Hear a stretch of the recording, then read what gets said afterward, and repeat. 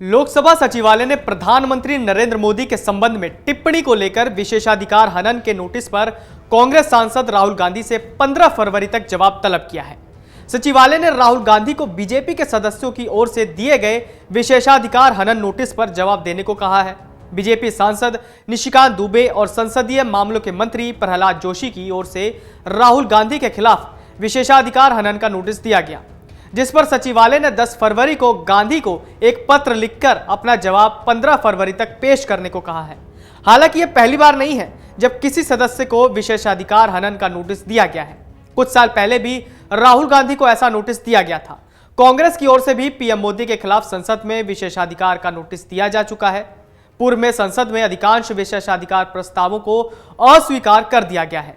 अब तक केवल कुछ ही मामलों में दंडात्मक कार्रवाई की सिफारिश की गई है। ऐसे में यह भी जानना जरूरी है कि क्या है विशेषाधिकार हनन नोटिस और इसका प्रस्ताव कैसे लाया जाता है। एक सवाल यह उठता है कि क्या पूर्व में कभी संसद में विशेषाधिकार प्रस्ताव पारित किए गए हैं। आइए चलिए जानते हैं। संसद में पेश अधिकांश विशेषाधिकार प्रस्तावों को अस्वीकार कर दिया गया। अब तक केवल कुछ ही मामलों में दंडात्मक कार्रवाई की सिफारिश की गई। अब तक पारित सबसे महत्वपूर्ण विशेषाधिकार प्रस्तावों में से एक 1978 में इंदिरा गांधी के खिलाफ था। तत्कालीन गृह मंत्री चरण सिंह ने आपातकाल के दौरान ज्यादतियों की जांच करने वाले न्यायमूर्ति शाह आयोग द्वारा की गई टिप्पणियों के आधार पर उनके खिलाफ विशेषाधिकार हनन का प्रस्ताव पेश किया गया था। चिकमंगलुरु से लोकसभा चुनाव जीतने वाले इंदिरा गांधी को सदन से निष्कासित कर दिया गया था। तत्कालीन मोरारजी देसाई की सरकार ने इसके बाद उन्हें संसद सत्र जारी रहने तक के लिए जेल भेज दिया। इंदिरा गांधी पर विशेषाधिकार हनन का आरोप था। इंदिरा गांधी संसद भवन में गिरफ्तारी का आदेश मिलने तक टिकी रही। करीब 8 बजे के बाद स्पीकर के हस्ताक्षर वाला अरेस्ट ऑर्डर दिया गया।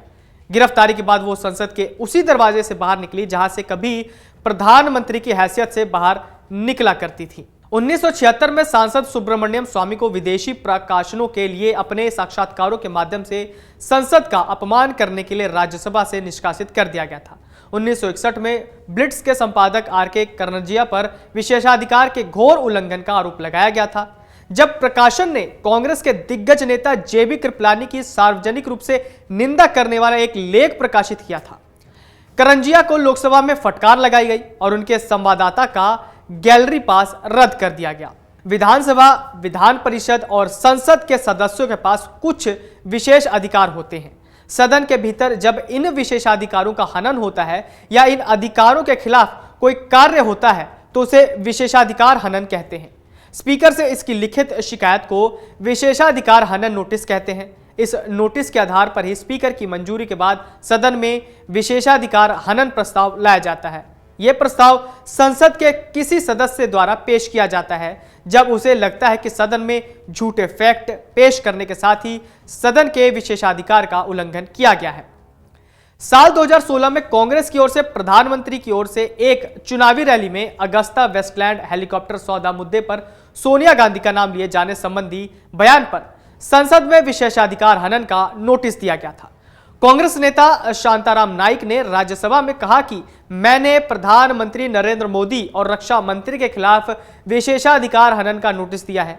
विपक्षी सदस्यों ने इस उठाने का प्रयास किया और तत्कालीन अध्यक्ष सुमित्रा महाजन के आसन करीब आकर नारेबाजी की।